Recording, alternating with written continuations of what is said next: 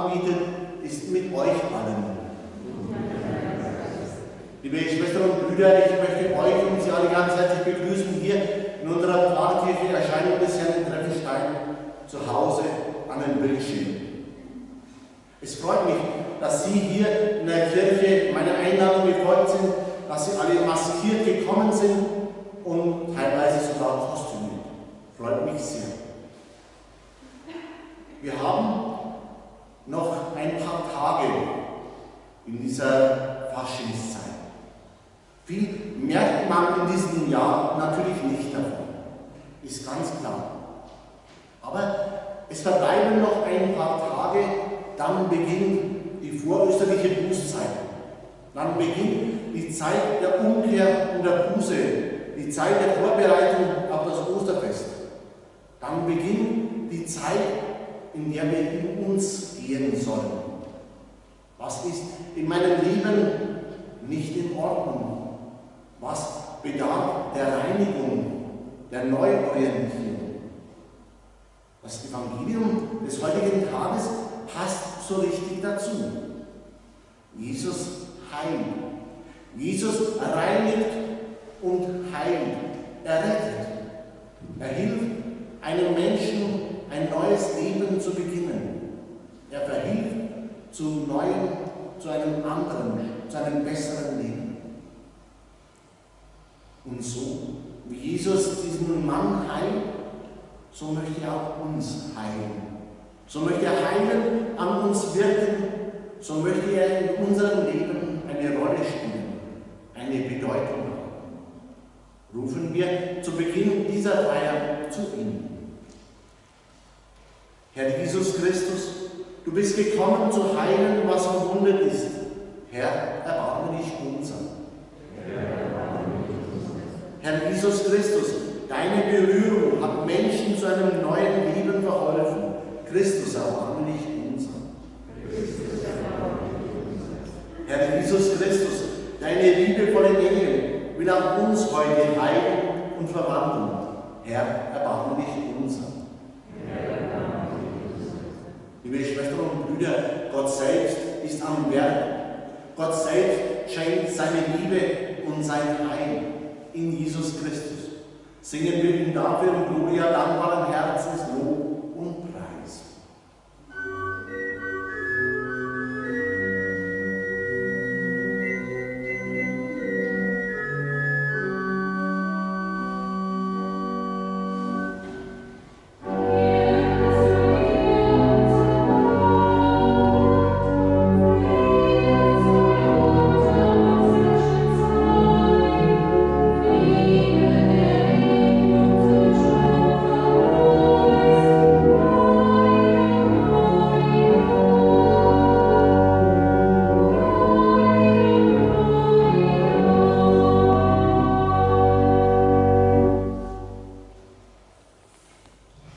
Lasst uns beten. Du Gott, der unsere Herzen kennt, du kennst auch die Krankheiten, über die wir reden, hinter denen wir uns verstecken, mit denen wir uns abgrenzen. Wir bitten dich, schenke uns deine Erbarmen, die Kraft, dir zu vertrauen und den Mut, uns von Krankheiten nicht einschüchtern zu lassen. Dann können wir zuhören, wenn Menschen ihre Geschichten erzählen, ihnen die Hand reichen und uns mit ihnen auf den Weg machen, auf den guten Weg, der uns hinführt zu dir. Darum bitten wir dich, durch deinen Sohn Jesus Christus, der dich verkündet hat und an dem du das größte Zeichen des Lebens vollendet hast, unseren Herrn und Gott, der in Gemeinschaft mit dir und dem Heiligen Geist Leben und Liebe schenkt von Ewigkeit zu Ewigkeit.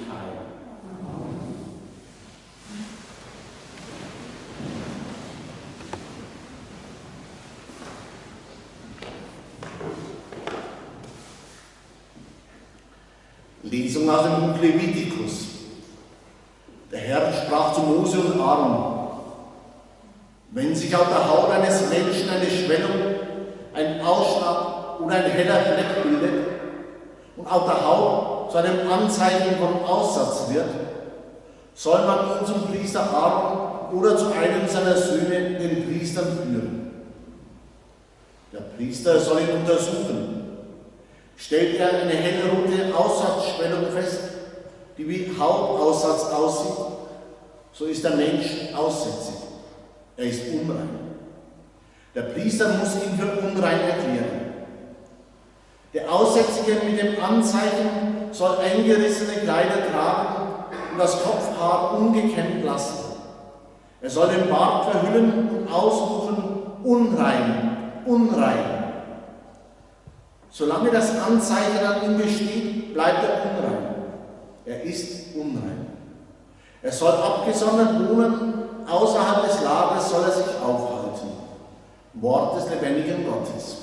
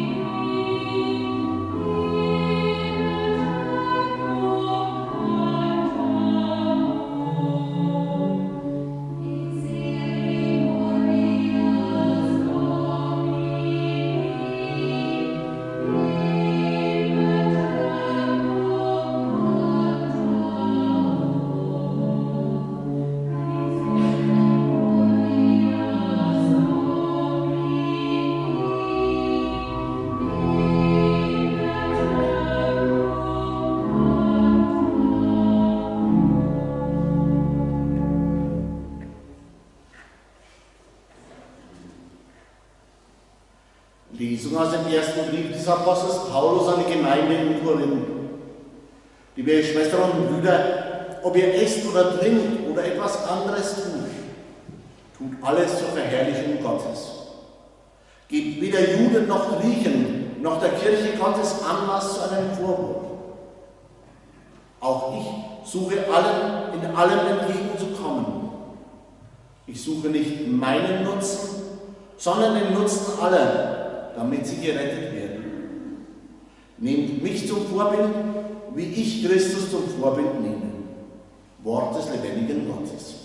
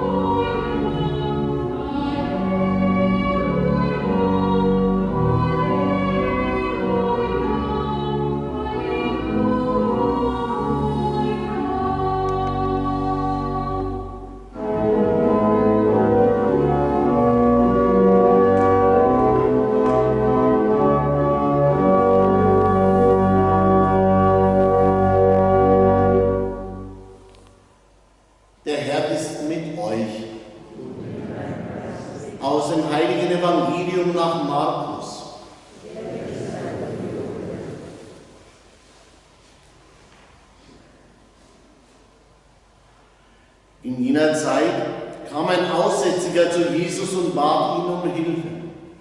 Er fiel vor ihm auf die Knie und sagte: Wenn du willst, kannst du mich rein machen. Jesus hatte Mitleid mit ihm. Er streckte die Hand aus, berührte ihn und sagte: Ich will, werde rein. Sogleich verschwand der Aussatz und der Mann war rein. Jesus schickte ihn weg, wies ihn streng an und sagte zu ihm: Sieh, dass du niemandem etwas sagst, sondern geh, zeig dich dem Priester und bring für deine Reinigung dar, was Mose festgesetzt hat, ihnen zum Zeugnis. Der Mann aber ging weg und verkündete bei jeder Gelegenheit, was geschehen war. Er verbreitete die Geschichte, sodass sich Jesus in keiner Stadt mehr zeigen konnte. Er hielt sich nur noch an einsamen Orten auf und dennoch kamen die Leute von überall her zu ihm. Evangelium unseres Herrn Jesus Christus.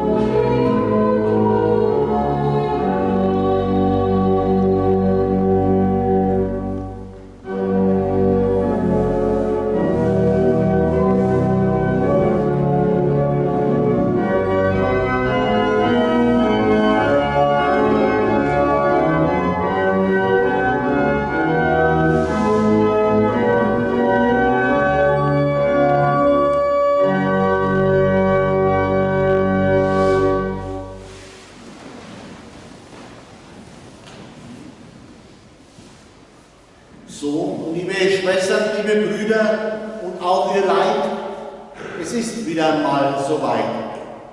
Der Tradition gemäß soll auch in diesem Jahr die Predigt am Faschingssonntag, ist doch klar, in Vers und Reim verkündet werden. Ich bitte euch ganz herzlich aufmerksam zuzuhören. Bevor ich aber richtig loslege und beginne, muss ich erstmal aufs richtige Platz rennen.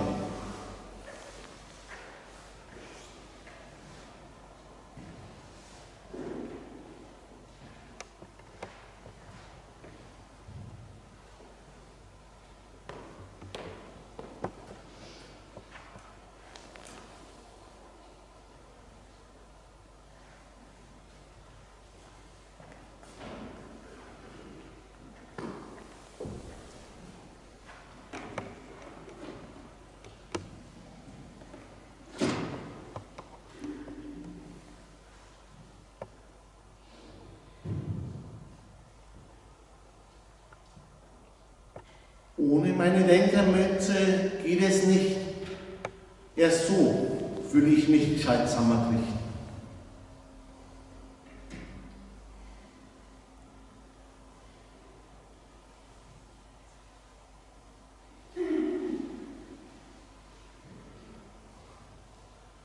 Jetzt, nachdem alles vorbereitet ist, kann ich mich dran machen, abzuarbeiten, meine List. Genau betrachtet, so richtig was zum Lachen, damit kann ich euch heuer keine Freude machen. Ohne groß nachzudenken und zu überlegen, kann ich sagen, Corona ist für niemanden ein Segen. So schön und bequem haben wir uns eingerichtet in der Welt. Fortschritt und Wohlstand und so weiter war doch das, was zählt. Immer höher, immer weiter, immer besser, immer mehr. Darum bemühten wir uns alle sehr. Wohl die allerwenigsten dachten auch daran, dass da mal eine Grenze kommen kann. Zu sicher fühlten wir uns alle, dass es anders werden könnte. In keinem Fall. Denkste. So müssen wir inzwischen sagen, nachdem wir uns seit fast einem Jahr mit Corona rumplagen. Nur wenig ist mehr zu spüren von Zuversicht und Freude. Maske, Abstand, Kontaktverbot, all das hat die Menschen zerstreut. Seit Monaten geht das nun schon so, kein freundliches Gesicht, weil hinter den Masken sieht man das Lächeln nicht. Corona, wer hat es noch nicht satt? Das damit vollgeschrieben, jede Seite, jedes Blatt.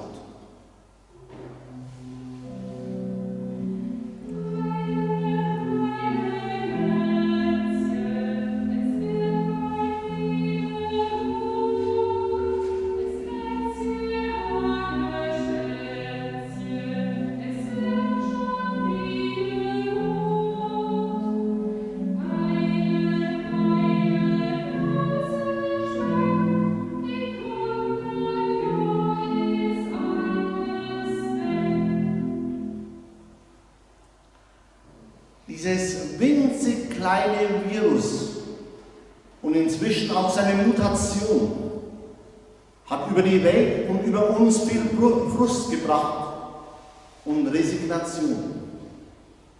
Absage hier, Absage da. Das kann nicht stattfinden, das muss entfallen. Das kann natürlich niemandem gefallen. Und trotzdem, das dürfen wir nicht einfach beiseite schieben. Auch wenn vieles nicht war, so ist doch trotzdem auch was geblieben.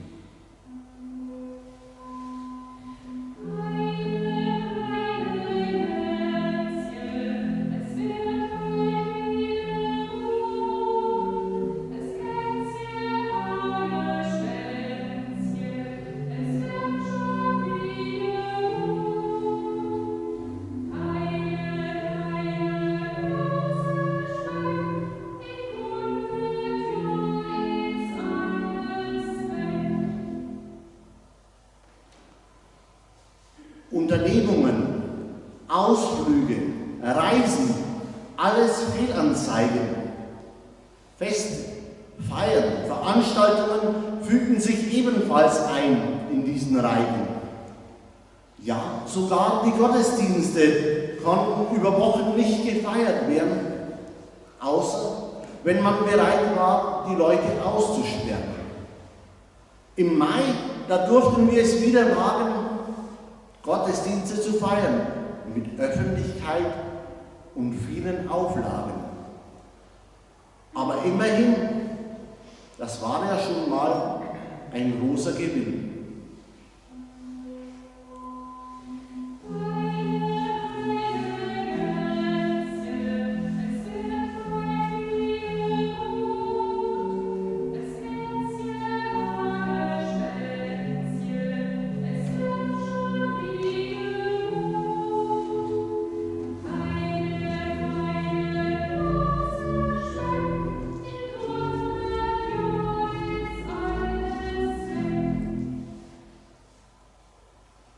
Was für niemanden jemals vorstellbar war, ist so gekommen. Sogar die Bittgänge und die Fräuleinamsprozession hat man uns genommen. Die Erstkommunion 2020 stand unter keinem guten Stern, konnte dann auch erst im Oktober gefeiert werden. Motorradgottesdienst und Fahrzeugsegnung ansonsten immer groß. Unter Corona war es dann Segen to go los.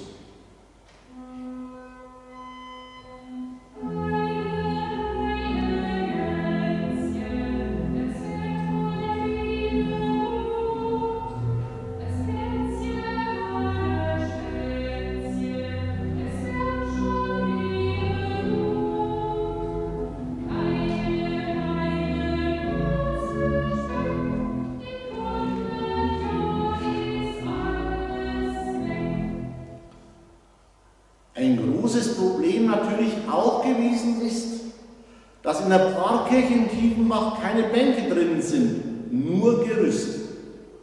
Die Renovierung läuft auf Hochtouren und geht voran, damit man auch dort wieder Gottesdienste feiern kann. Bis dahin jedoch vergeht noch einige Zeit. Da wird es Mai, bis es ist soweit.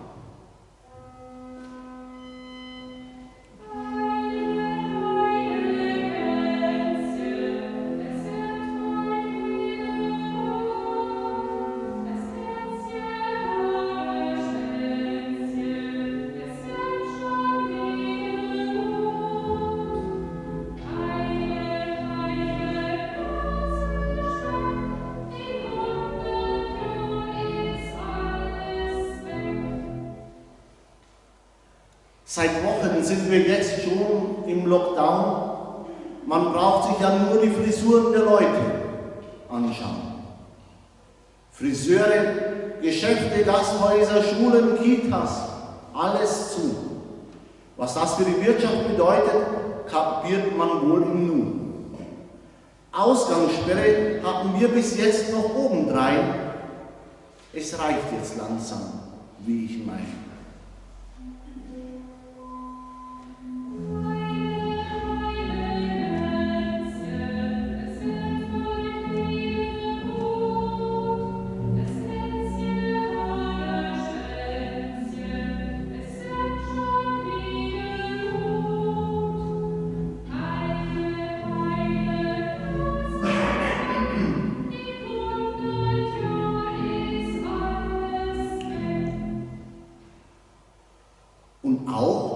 wenn die Inzidenzzahlen bald passen würden, so bleiben uns noch erhalten viele Hürden. Maske, Abstand, Einschränkungen werden uns auch weiterhin begleiten. Ich hoffe jedoch inständig nicht für alle Zeiten.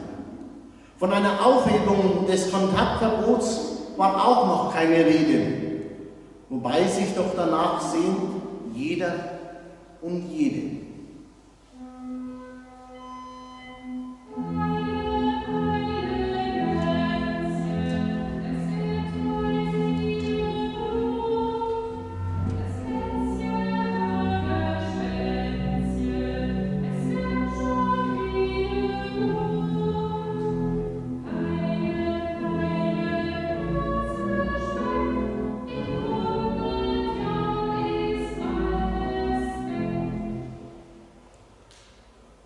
So vieles ist nicht mehr wie noch vor einem Jahr, als scheinbar noch alles in Ordnung war.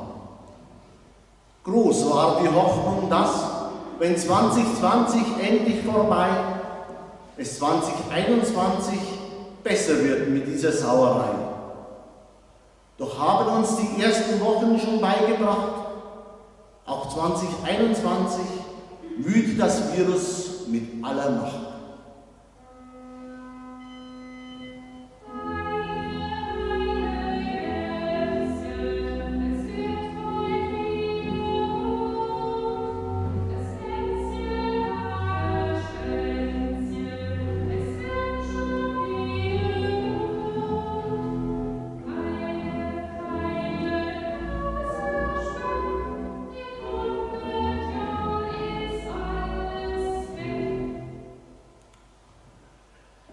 Das Geschimpfe über die Politik und auch die Politiker ist wirklich groß.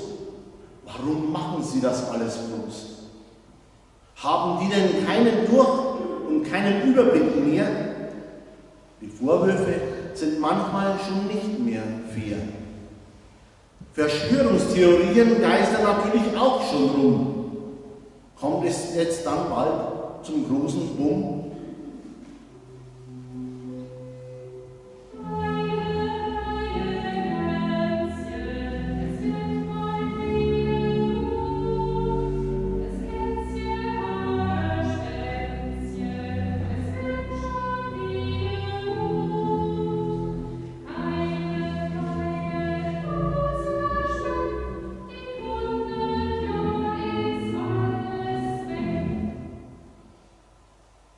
Große Hoffnung, wenn genügend Leute geimpft sein werden, dann können Corona bald der Vergangenheit angehören. Ganz so einfach wird es wohl nicht funktionieren, aber wir müssen es einfach ausprobieren. Wenn Corona uns auch viele Prügel in die Füße geschmissen hat und Stein, Sieger wird es trotzdem in keinem Falle sein.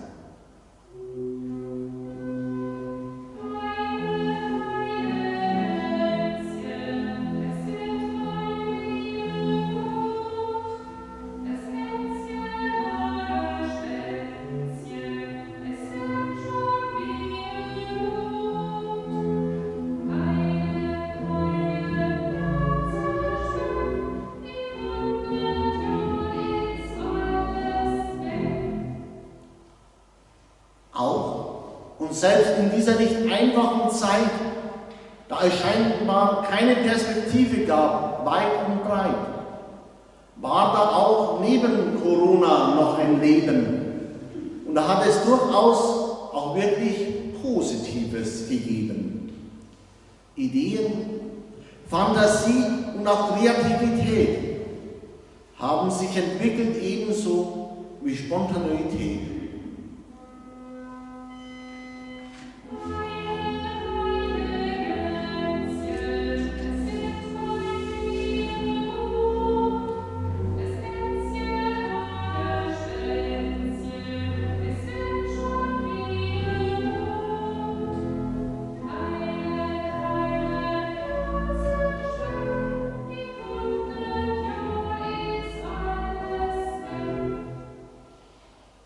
Nicht alles war nur schlecht. Eines kam wohl vielem gerade recht. Entschleunigung, herunterfahren und mal der Ruhe zu frönen, statt ständig nur unter dem Stress und der Hektik zu stöhnen. Mal alle Viere von sich zu strecken und ganz neue Seiten in sich zu entdecken.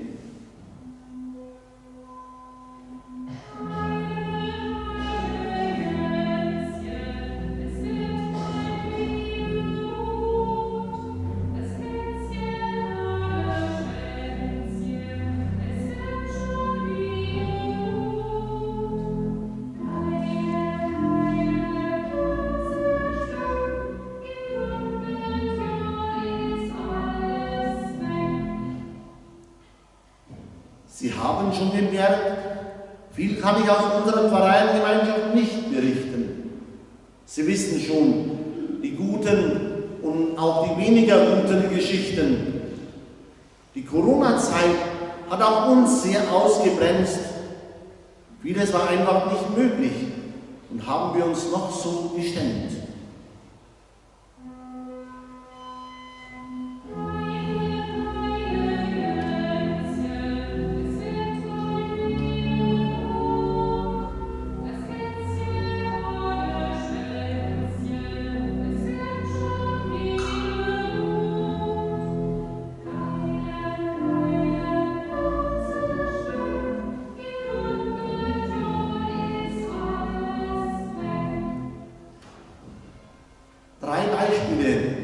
Möchte ich hier schnell anführen, die auch heute noch die Menschen sehr berühren. Auf jeden Fall und zum einen war das unsere Segenstour, würde ich wohl meinen. Mit dem zum Albert Mobil umfunktionierten Golflager von Bonifaz haben wir uns aufgemacht und mit dem Allerheiligsten den Segen Gottes zu den Menschen gebracht.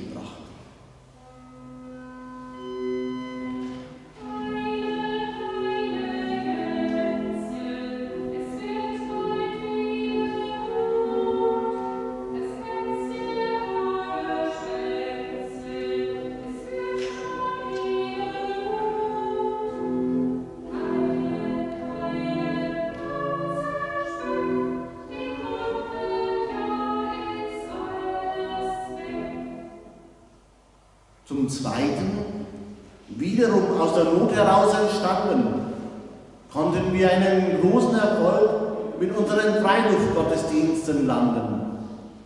Solange und so oft es möglich war, haben wir im vergangenen Jahr Gottesdienste auch ins Freie, in Gottes schöne Natur verlegt. Und das hat dann wirklich ganze Gottesdienstbesucherströme bewegt.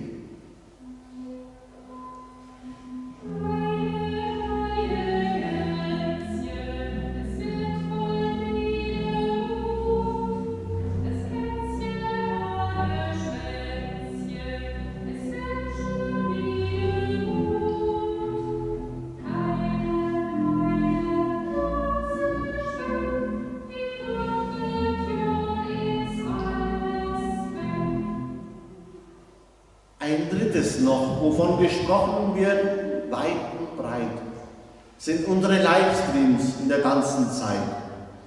Viele Menschen hier bei uns und anderswo waren und sind darüber von Herzen froh, weil gerade in dieser schwierigen Zeit die Möglichkeit besteht, dass man online in Tiefenbach, Treffelstein oder Bieberbach zur Kirche geht.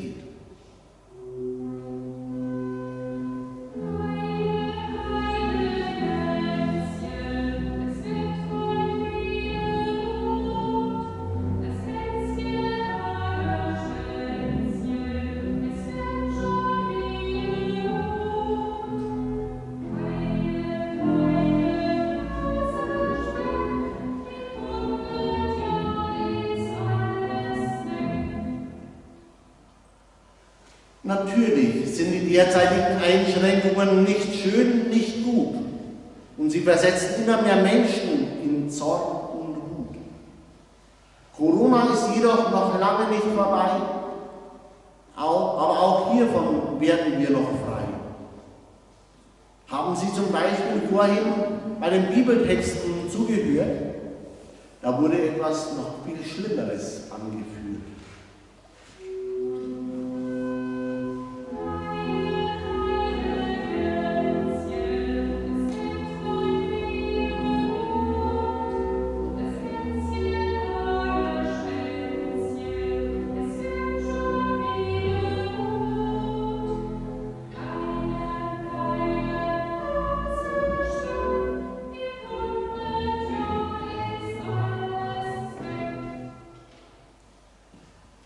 Aussatz wurde das damals genannt und war allen Menschen wohlbekannt. Wenn man sich das nur vorstellt, was ist da Corona schon? Und doch, wir hörten, dass Jesus heilt sogar davon. Lasst uns deshalb bei aller Schwere unserer Zeit darauf vertrauen und auf die Hilfe Gottes bauen.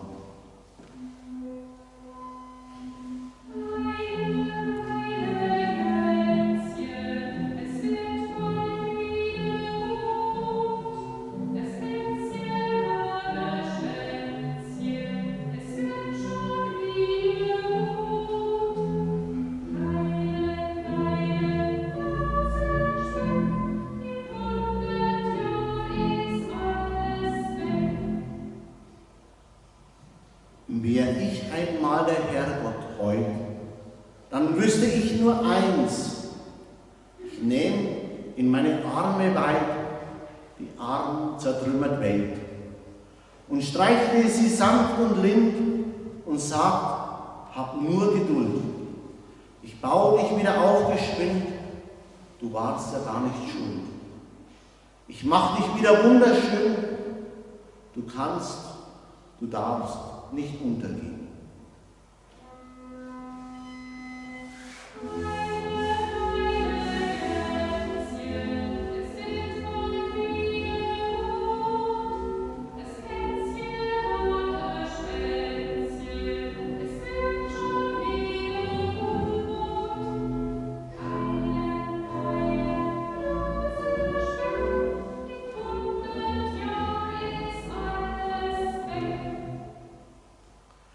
In diesem Sinne wünsche ich für heute, bleibt gesund, passt auf euch auf, ihr lieben Leute.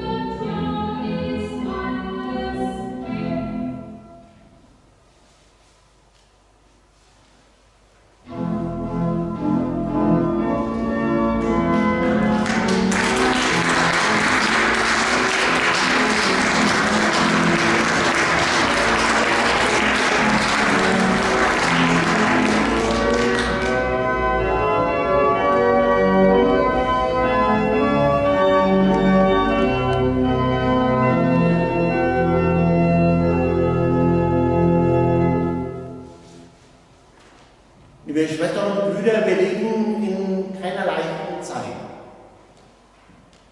Wir leben und müssen leben in dieser Corona-Pandemie.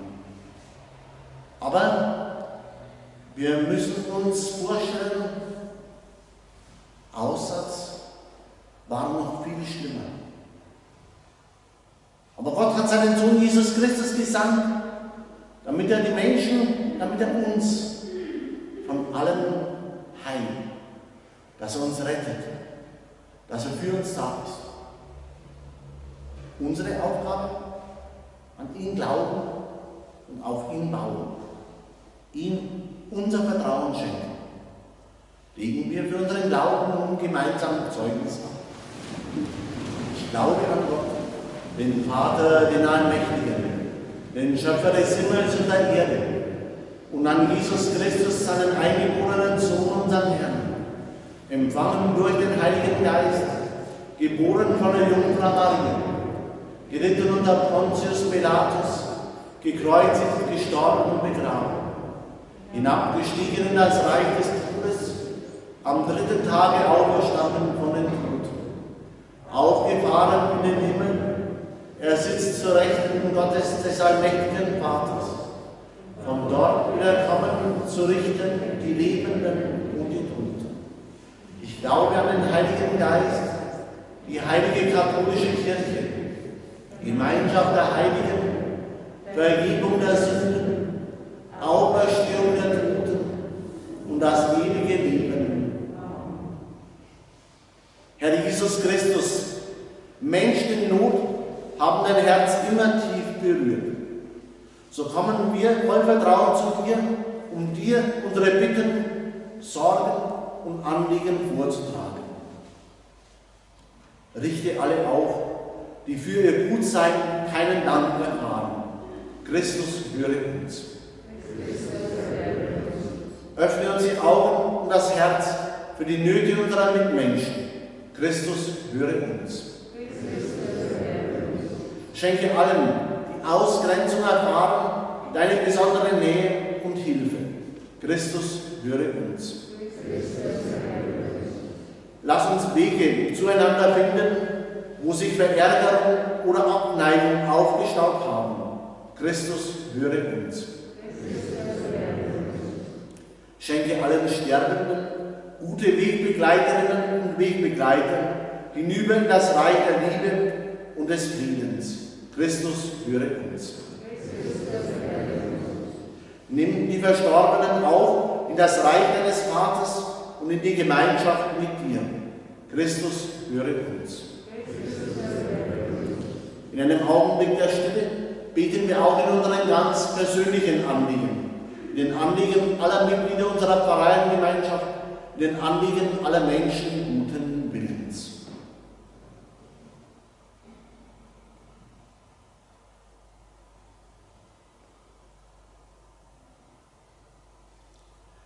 Christus, höre uns.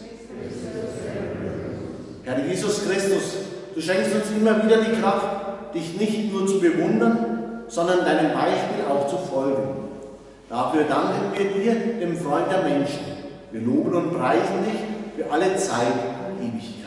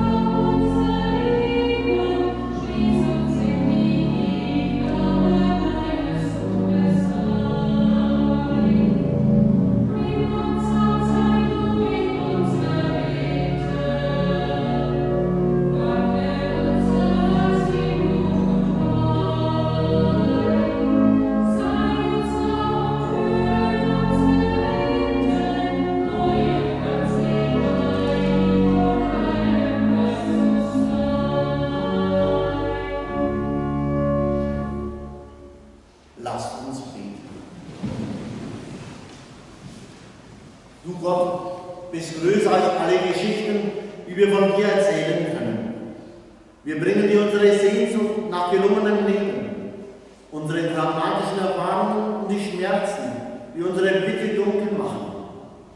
Wie du gesagt hast, bitten wir dich um das Brot des Lebens und den Kelch des Heiles. Wir danken dir für Jesus, für das Wort, das unsere Seelen gesund macht, für die Gemeinschaft mit ihm, für seine Hingabe an uns. Wir schmecken ihn in den Gaben deines Reiches, in Brot und Wein. Komm, unser Herr, und verwandle uns durch diese Gaben, damit wir dir und deinem Sohn im Glauben folgen, für alle Zeit und Ewigkeit. Der Herr ist mit euch. Wo habt ihr eure Herzen? Lasst uns dann in dem Herrn, unseren Gott. Wir danken dir, treuer Gott und barmherziger Vater, für deinen Sohn Jesus Christus, unseren Herrn und Erlöser. Er hat ein Herz für die Armen und die Kranken, die Ausgestoßenen und die Sünder. Den Bedrängten und den Verzweifelten war er ein Bruder. Sein Leben und seine Botschaft lehren uns, dass du für deine Kinder sorgst, wie ein guter Vater und eine liebende Mutter. Darum rühmen wir deine Güte und Treue und singen mit allen Engeln und Heiligen das Lob deiner Herrlichkeit.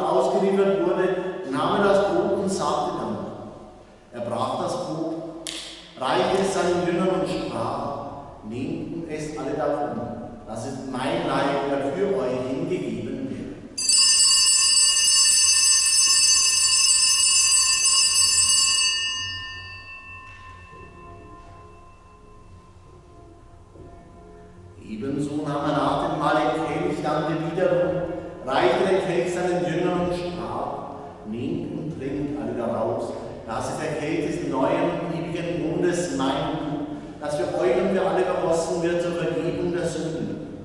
Tut dies zu meinem Gedächtnis.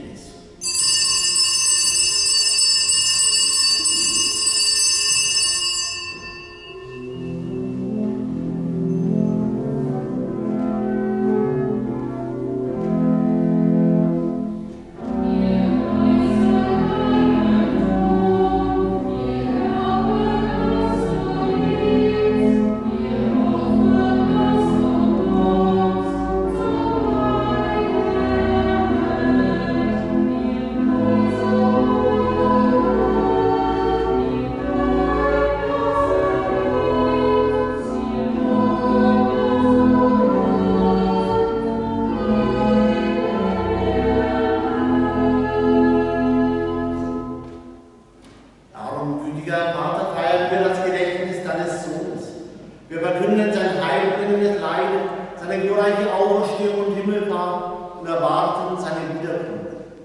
So bringen wir dir mit Lob und Dank dieses heilige und lebendige Opfer dar. Schau gütig auf die Gabe deiner Kirche, denn sie stellte das Lamm vor Augen, das geopfert wurde und uns nach deinem Willen mit dir versöhnt hat. Stärke uns durch den Leib und das Blut deines Sohnes und erfülle uns mit seinem Heiligen Geist, damit wir ein Leib und ein Geist werden in Christus. Er macht uns auch immer zu einer Gabe, die dir wohl gefällt, damit wir das verheißene Erbe erlangen mit einem Auserwählten, mit der seligen Jungfrau Gottes Mutter Maria, mit ihrem Bräutigam, dem heiligen Josef, mit deinen Aposteln und Märtyrern, mit den heiligen Kaspar, Melchior und Balthasar, mit dem heiligen Vitus, mit den heiligen Apostelfürsten Petrus und Paulus, mit allen unseren Namenspatronen und mit allen Heiligen, auf deren Fürsprache wir vertrauen. Barmherziger Gott, wir bitten dich, dieses Opfer unserer Versöhnung bringe der ganzen Welt Frieden und Heil. Beschütze deine Kirche auf ihrem Weg durch die Zeit und stärke sie im Glauben und in der Liebe. Deinen Diener, unseren Papst Franziskus, unseren Bischof Rudolf und die Gemeinschaft aller Bischöfe, unsere Priester, Ordenschrister und Diaken, alle Frauen, Männer und Kinder, die du selbst mit deinem Dienst in deiner Kirche beauftragt hast, und das ganze Volk deiner Erlösung. Erhöre, gütiger Vater, die Gebete und Anliegen aller Mitglieder unserer freien Gemeinschaft und aller Menschen guten Willens. Führe zu dir auch alle deine Töchter und Söhne, die noch fern sind von dir. Erbarme dich aller unserer verstorbenen Schwestern und Brüder und aller, die in deiner Gnade aus dieser Welt geschieden sind. Wir denken in diesem Gottesdienst auch mit Rosi Walder an ihren verstorbenen Ehemann, mit Justina Wutz an die verstorbene Karin Lundert, mit der Familie Hammer an die Verstorbenen der Familien Danzer und Reuth, mit Xaver Dietl an seine verstorbenen Eltern und mit Herbert Zill an seinen verstorbenen Großonkel Hans Zill.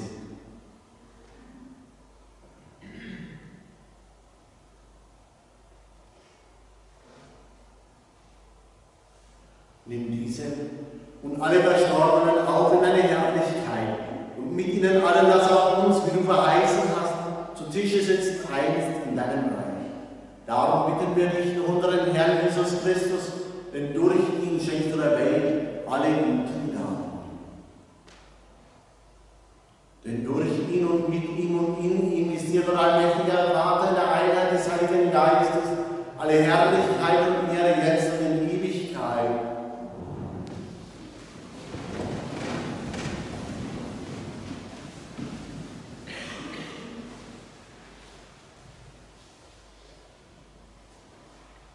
Gott ist für uns Menschen da. Er sorgt für uns, er rettet uns, er heilt uns. Damit die Menschen aber wirklich spüren und damit die Menschen das verstehen, damit die Menschen das begreifen können, hat Gott seinen Sohn Jesus Christus gesandt, den Menschen uns an die Seite gestellt. Und Jesus seinerseits hat uns gelehrt, mit diesem Vater, seinen und unseren Vater immer in Verbindung zu bleiben, ihn zu suchen, ihn anzurufen, auf ihn zu vertrauen. Tun wir das nun, indem wir mit diesen Worten beten. Vater unser im Himmel, geheiligt werde dein Name, dein Reich komme, dein Wille geschehe, wie im Himmel, so auf Erden. Unser tägliches Brot gib uns heute und vergib uns unsere Schuld, wie auch wir vergeben unseren Schuldigern, und führe uns nicht in Versuchung, sondern erlöse uns von dem Bösen. Denn dein ist das Reich und die Kraft und die Herrlichkeit in Ewigkeit. Der Friede des Herrn ist alle Zeit mit euch allen.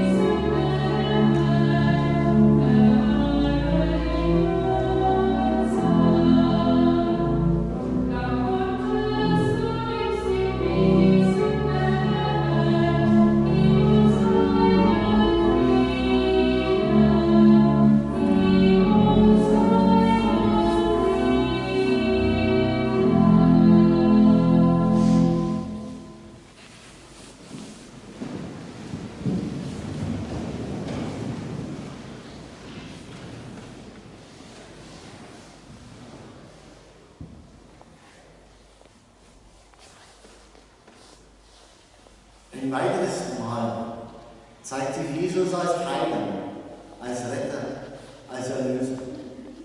Schauen auch wir auf ihn und rufen wir heute an: Herr, ich bin nicht würdig, dass du eingehst unter meinem Namen, aber sprich nur ein Wort, so wird meine Seele gesund.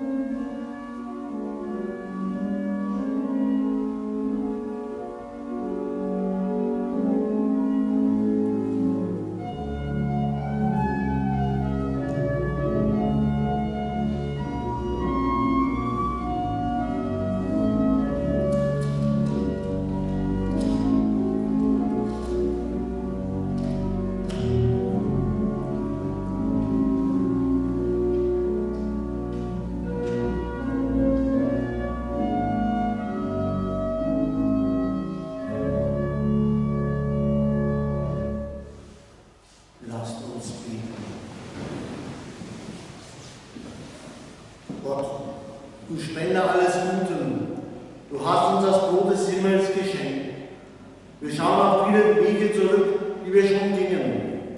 Was vor uns liegt, kennen wir noch nicht. Aber mit dem Brot des Himmels sind wir gestärkt, wieder in unser Leben aufzubrechen. Wir danken dir für die Zeit in deiner Nähe, für Menschen, die mit uns unterwegs sind, für gute Worte, die dunkle Täler überbrücken.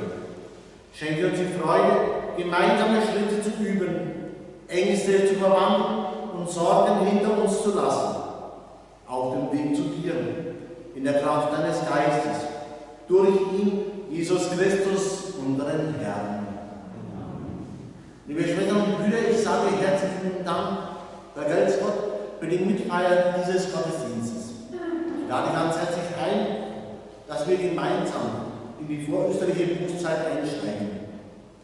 Mit den Bußgottesdiensten zum Aschermittwoch. Am kommenden Mittwoch um 19 Uhr hier in Treffestein und am kommenden Donnerstag um 19 Uhr in unserer Expositorkirche in Bieberbach. Herzliche Einladung dazu.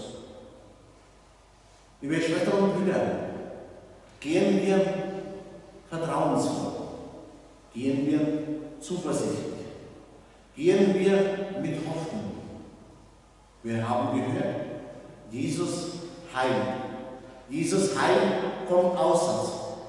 Warum sollte er auch nicht mit uns gehen und uns von dieser Pandemie befreien?